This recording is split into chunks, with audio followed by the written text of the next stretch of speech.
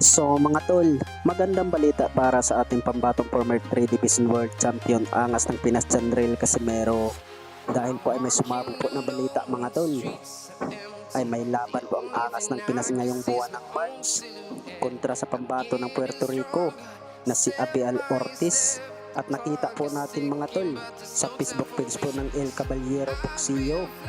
Bukod dyan ay may kartada itong si Abiel Ortiz mga tol ng 11 wins, 5 knockouts at may isang talo.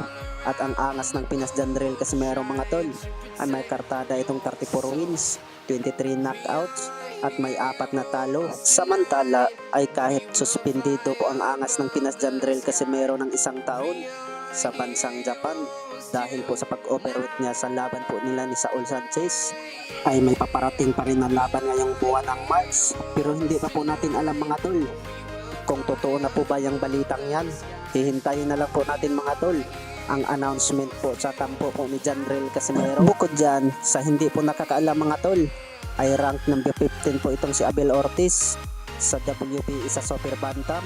Magandang hakbang po yun sa laban na po ng angas ng Pinas Janril Casimero mga tol, kung magkatotoo po ang laban na yan.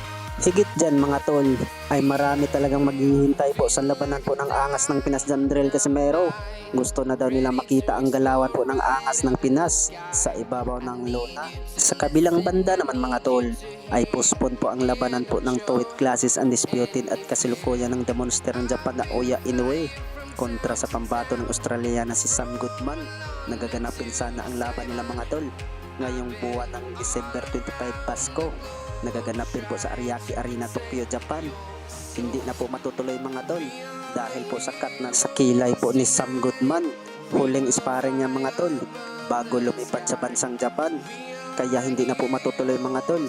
Pero ang banat po ng kampo ni Naoya Inoue ay gaganapin pa rin daw ang laban nila ngayong buwan ng January 24.